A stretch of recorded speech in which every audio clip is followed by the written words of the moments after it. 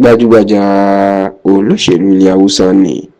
tí ó tún jẹ́ olóyè nínú ẹgbẹ́ òṣèlú New Nigerian People Party NNPP ìyún Alhaji Buba Galadima ó mà ti tú àṣírí wípé Tinubu àti àwọn alágbára ní iléeṣẹ́ ààrẹ tó ń ṣàkóso wọ́n ṣe ìpàdé pàtàkì àti ìpàdé gidi pẹ̀lú àwọn alágbára kan láti inú ẹgbẹ́ òṣèlú ọ̀hún, pàápàá sẹ́nitọ̀ Rabi Musa Kwankwaso lórí ètò ìdìbò ọdún 2027. ṣùgbọ́n tí Buba Galadima tó jẹ́ kó di mọ̀ pé òun kò tí ì lè fìdí ẹ̀ múlẹ̀ bóyá Kwankwaso tó jẹ́ aṣíwájú àti adarí àwọn nínú ẹgbẹ́ òṣèlú New Nigerian People Party bóyá yóò fi ẹgbẹ́ òṣèlú náà sílẹ̀ lọ sínú ẹgbẹ́ òṣèlú APC gẹ́gẹ́ bí wọ́n ṣe ń sọ tí wọ́n ń tú àṣírí ẹ̀ lásìkò yìí. ǹjẹ́ kí ló jẹ́ kí Buba Galadima kó sọ̀rọ̀ yìí tó fi sọ̀rọ̀ síta? ó mà ní ìṣẹ̀lẹ̀ tó ṣẹlẹ̀ lọ́jọ́ Ẹtì tí ṣe ọjọ́ Friday ọ̀sẹ̀ tó kọjá yìí, èyí tí ṣe ọjọ́ 27 oṣù kẹfà ọdún tá a wà yìí, the 27th of June 2025. nítorí ọjọ́ náà gan ni alága àgbà ẹgbẹ́ òṣèlú APC Alhaji Ọ̀mọ̀wé Abdullahi Ganduje tó ti jẹ́ gómìnà àná ní ìpínlẹ̀ Kano ló máa kọ̀wé fipò sílẹ̀ lójijì, tó sì jẹ́ pé bó tilẹ̀ jẹ́ pé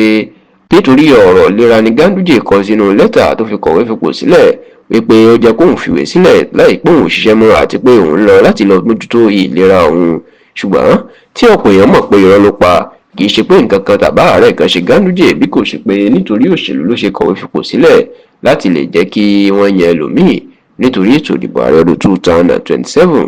nítorí ìdí eléyìí gan ni wọ́n sì ní nítorí gómìnà tẹ́lẹ̀ ní ìpínlẹ̀ Kano tó jẹ́ aṣíwájú ẹgbẹ́ òṣèlú NNPP tó tún jẹ́ olùdíje fún wọn fún ipò ààrẹ